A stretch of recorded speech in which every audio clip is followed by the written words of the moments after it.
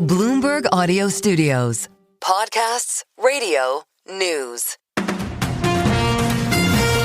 This is the Bloomberg Daybreak Europe podcast. Good morning, it's Friday the 17th of October. I'm Caroline Hepke in London. And I'm Stephen Carroll in Brussels. Coming up today, Donald Trump undercuts Ukraine's push for more weapons with plans for another summit with Vladimir Putin. Shares in US regional banks tumble as traders sell first and ask questions later after two lenders say they were victims of fraud. Plus, Bloomberg's Michelle Hussein joins us to discuss her new show and the lessons Mark Carney has learned from watching the US president. Let's start with a roundup of our top stories. US President Donald Trump says he will hold a second meeting with Russian President Vladimir Putin within 2 weeks or so, aimed at ending the war in Ukraine. The two leaders agreed to meet in Budapest after a 2-hour phone call yesterday. Trump later expressed optimism that the summit could result in a ceasefire, even though the pair's August meeting in Alaska failed to yield a result. He told reporters in the Oval Office the meeting had been positive. I thought it was a very good phone call. I thought very productive. But I'll be meeting with President Putin, and we'll make a determination. Tomorrow I'm meeting with President Zelensky, and I'll be telling him about the call. I mean, we have a problem. They don't get along too well, those two, and it's sometimes tough to have meetings, so we may do something where we're separate but equal. Trump's comments came ahead of that meeting with President Vladimir Zelensky in the White House. The Ukrainian leader is hoping to persuade Trump to allow his forces to use long-range American-made Tomahawk missiles. Now, President Trump's latest attempt at brokering peace comes as Canada's Prime Minister Mark Carney has been speaking to Bloomberg's Michelle Hussein. He tells her NATO should keep all options open if Russia violates its airspace and do what's necessary to protect the alliance.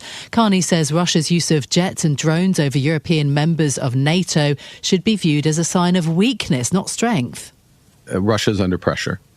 Russia's under pressure.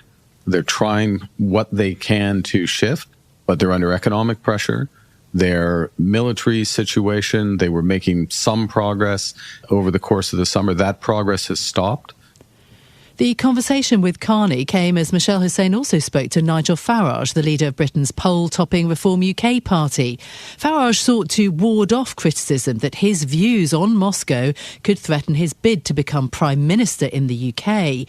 He says that President Putin is irrational. Bloomberg's Michelle Hussein asked Nigel Farage if he would back shooting down Russian jets that enter NATO airspace.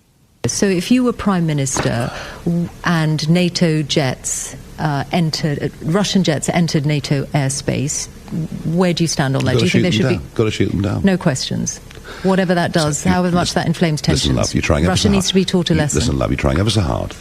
I'm the only person in the world, I think, that stood up in the European Parliament in 2014. And do you know what I said? There will be a war in Ukraine. It's coming. I'm the only person that got it right. And you can hear all of Michelle's latest interviews. Just listen and to subscribe to the Michelle Hussein Show from Bloomberg Weekend, wherever you get your podcasts. Shares of two regional banks in the United States tumbled after they said they were victims of fraud on loans to funds that invest in distressed commercial mortgages. Shares in Zion sank 13% and by 11% for Western Alliance. That helped send the KBW Bank Index down by the most in 6 months.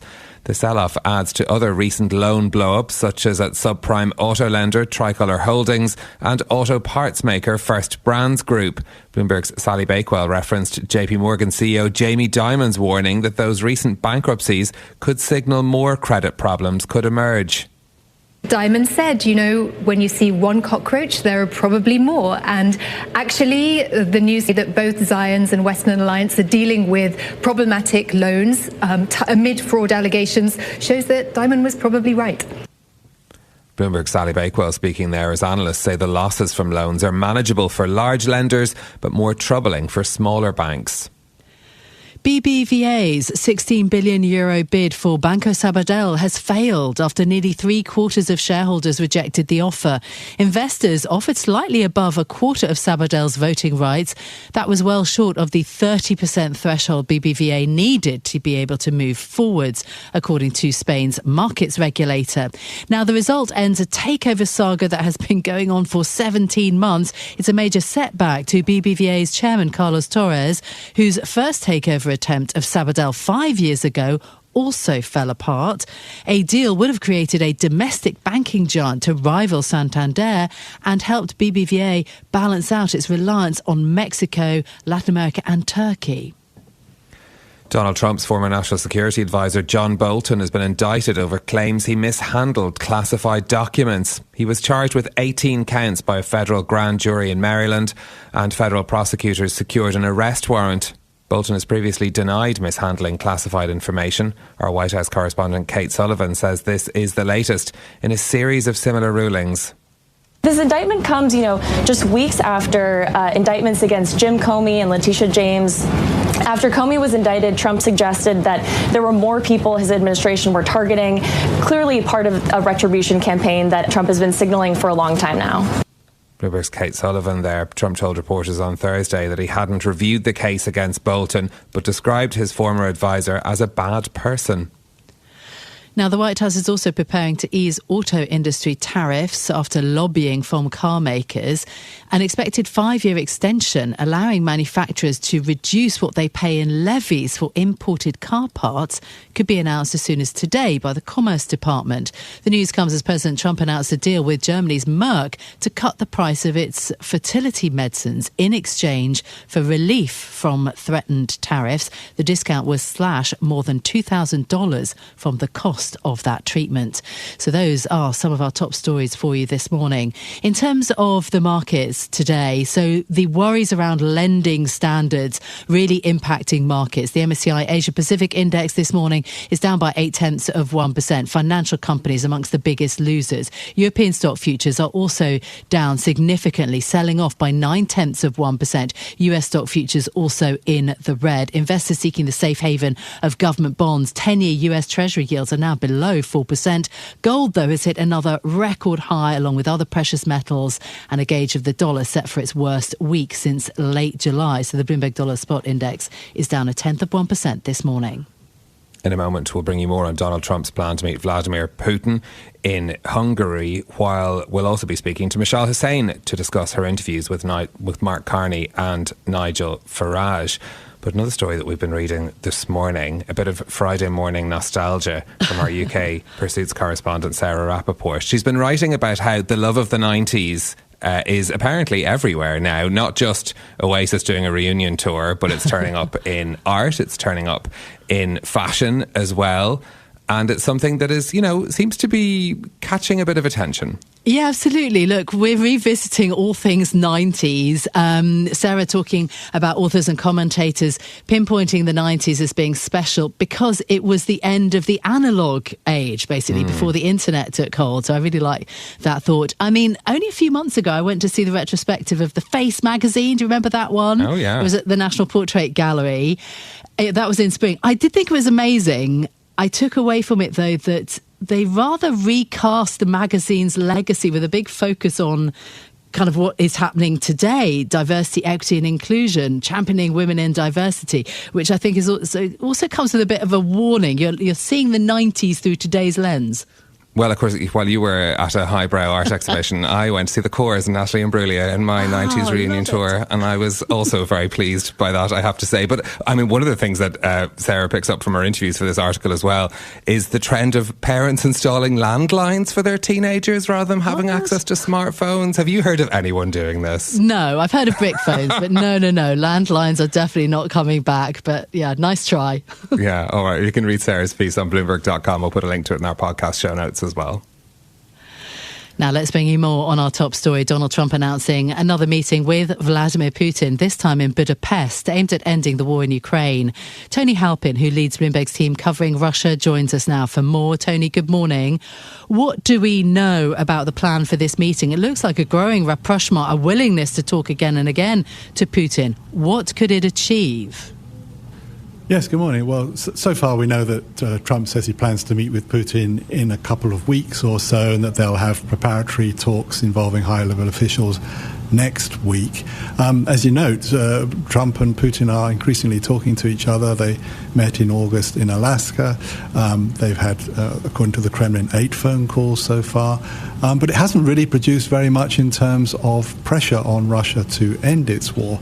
And in fact, you could say that it's part of a Russian strategy, really, to engage with Trump at moments where they see that there may be a prospect of increased US pressure in terms of sanctions or a willingness to send weapons to Ukraine, and that seems to be the case this time as well. But has anything changed since the leaders last met in Alaska? No, very little. I mean, I think people came away from the Alaska summit with the view that Putin had got a win because he travelled to US soil and had his first summit meeting with Trump of the US president's second term. But there was nothing really concrete that came out to bring an end to the violence. And in fact, Russia stepped up its bombardment of Ukraine after that summit meeting. So it's a big question, really, whether Budapest will produce something different. What do you think the development means for Ukraine? We have, of course, President Zelensky, who's meeting President Trump today. Yes, and this, I think, is part of the timing of the call from the Kremlin's point of view. I mean, Zelensky has come to Washington with a shopping list of asks, really, in terms of weapons, air defense weapons in particular, an offer to cooperate with the US on things like drone production. But also there was a lot of talk about the US supplying Tomahawk missiles to Ukraine, and that was an issue that came up in yesterday's talks between Trump and Putin. And Trump made clear that Putin didn't like the idea, and he himself began to sort of row back from it, saying that the US also needed its supplies of Tomahawks. So in that respect, I think the Kremlin was very focused on putting some doubt in the US minds about the willingness and wisdom of giving Tomahawks to Ukraine. Tony, what's the significance of Budapest as the location for this meeting?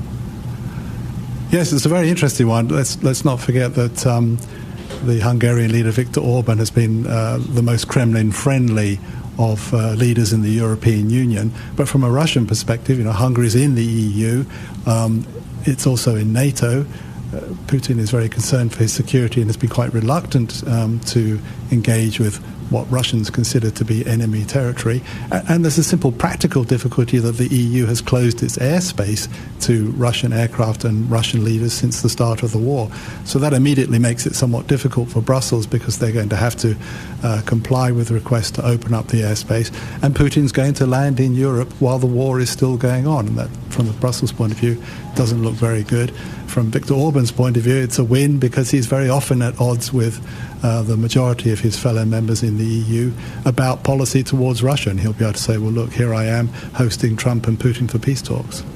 Yeah, absolutely. Tony, thank you so much for being with us and updating us. Tony Halpin, who leads Bloomberg's team covering Russia. Thank you.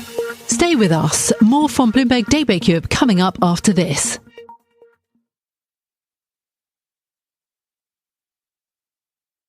Now, Reform UK leader Nigel Farage has criticised Vladimir Putin as irrational and backed shooting down Russian jets that enter NATO airspace. He's been speaking to Bloomberg for the Michelle Hussein show, and Michelle joins us now for more. Michelle, good morning. Great to have you with us. You were speaking to Nigel Farage at this key time, given the news of the Trump-Putin meeting.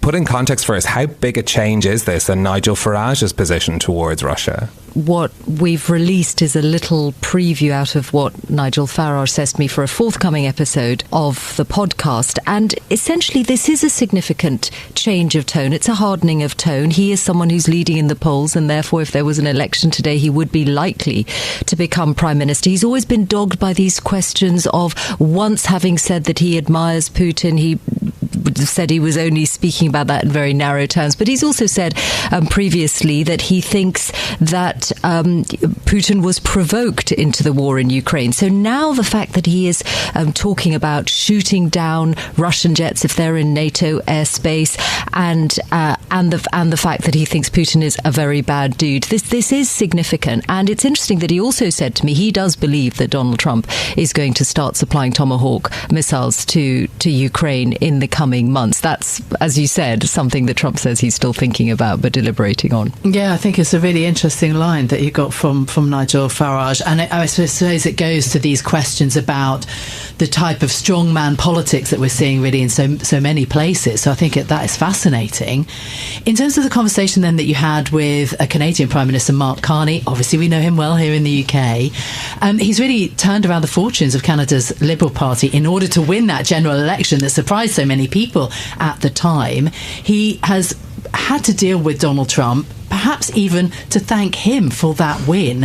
How does he feel about the US president now? Well, I asked him exactly that, and he's very clear about, he saw a gap in leadership. He stepped in and Canada chose him rather than he's got anything to thank President Trump for. I think the link between the two conversations is that when you talk to people at length, these are 40-minute conversations. You can hear the whole of the Mark Carney one, and if you subscribe, you'll get the Nigel Farage one as soon as it's released. But because you have that kind of time, you can get into the personal side of it as well as the political and the issue side of it. And let's be clear, Mark Carney is dealing with having to transform Canada's economy. 3/4 of its exports currently go to its southern neighbour. He wants to export more east and west. He wants to make supply chains much more self-sufficient. So there's a big economic transformation that is beginning.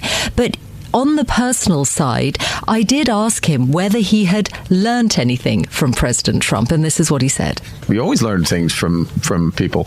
I've learned that the value, I don't fully subscribe to this, but I see the effectiveness. The value of the term they would use is flooding the zone, of doing multiple things at the same time, and the effectiveness that can have.